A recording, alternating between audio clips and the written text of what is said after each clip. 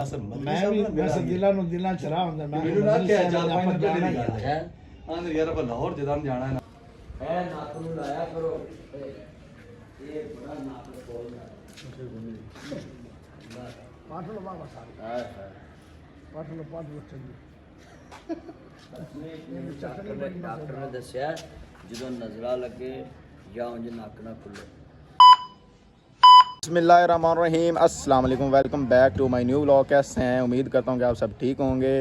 अल्लाह के फजल करम से आज का करते हैं व्लॉग शुरू। आज का व्लॉग कुछ इस सीन पर है कि हमारे इलाके में मशहूर खतीब मशहूर कारी नासर मदनी साहब आए हैं, जिन्होंने नाल जी असीं हुण जा रहे हैं मुलाकात करे इंशाअल्लाह तुहानूं मिलाने आ ते असीं आप भी मीटअप करने आ। ते आए हैं कारी यासिन बलोच साहब कोल। कारी यासिन बलोच साहब साडे रिश्तेदार हैं ते उन्हां दे कोल आए ने ते उन्हां नाल जाने आ नासर मदनी नाल मुलाकात करने आ ते तुहानूं भी दिखाने आ ते असीं मिलने आ। तो चलिए चलने आ।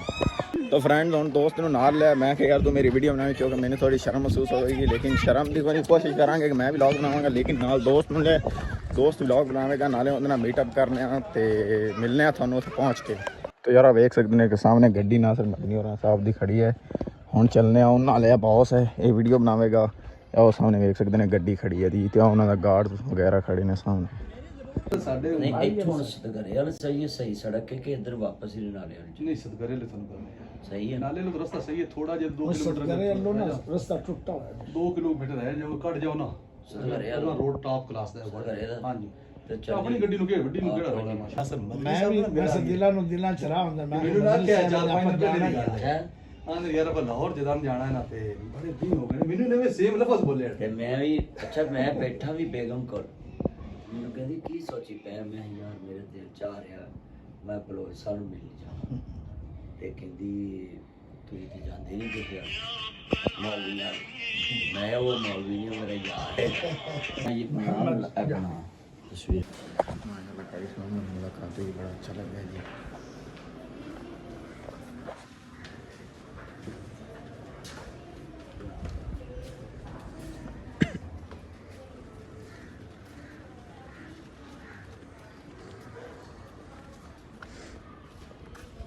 है नाक नु लाया करो ये बड़ा नाक बोलदा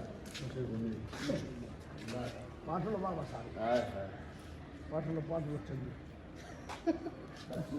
ਡਾਕਟਰ ਨੇ ਦੱਸਿਆ ਜਦੋਂ ਨਜ਼ਰਾ ਲੱਗੇ ਜਾਂ ਉਂਝ ਨੱਕ ਨਾ ਖੁੱਲੇ ਇਹਨੂੰ ਸੁਣ ਲਓ ਤੁਸੀਂ।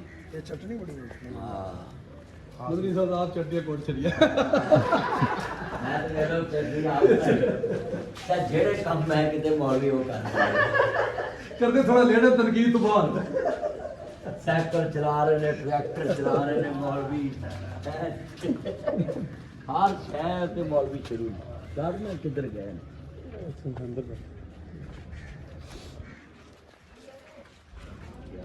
ਜਾ ਇਹ ਧੋ ਕੇ ਲਿਆ।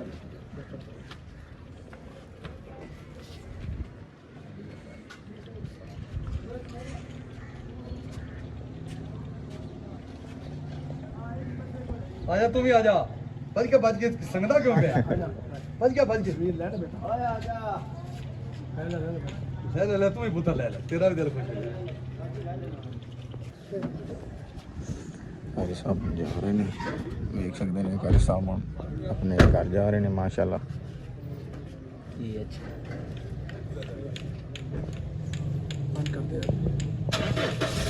कुछ भी नहीं होता यार, कुछ भी नहीं होता। उन्होंने इजाज़त ली हुई है मैं वीडियो बनाने की और कुछ। हाँ जी, तो कारी साहब नाल मुलाकात हुई है यार, बड़ा मज़ा आया, बड़ी खुशी हुई है। पहली दफ़ा नासर मदनी साहब नाल मिले हैं। कारी यासिन बलोच साहब के थ्रू नासर मदनी साहब नाल मुलाकात हो गई है। मैं शुक्रिया अदा करना कारी यासिन बलोच साहब का जिन्हें मेरी मुलाकात कराई है। हाजी काजम शहजाद बलोच साहब, कारी हफीज़ुर रहमान बलोच साहब जिन्हें मेरी मुलाकात कराई है।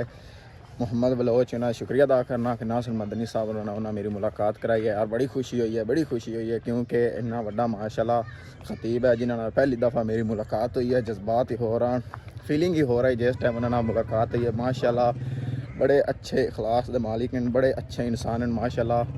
जिन्ना सुनिया सी उस नालों 100 गुना बेहतर माशाल्लाह अच्छे इंसान हैं। बड़ी खुशी हुई है उन्होंने मिल के माशाल्लाह जी, बड़ी इंतहाई ज़्यादा खुशी हुई है माशाल्लाह उन्होंने मिल कर। वीडियो बनाई है माशाल्लाह, तस्वीरें ली हैं। हाँ जी तो फ्रेंड्स वेलकम हो गया। जैसे तुहानू पता है कि नासिर मदनी साहब और मुलाकात हुई सी, बड़ा अच्छा लगा सी। ते मुलाकात करके मैं फिर सीधा डायरेक्ट स्कूले चला गया, उत्थे जाके गेम शेम की ते दोस्तों ने फोटो वगैरह विखाया कि हैरान हो गया उन्होंने कि यार सानू भी दस देंगे, सानू भी कॉल कर दो। मैं क्या जी खुफी आए थे तो खुफी चले गए।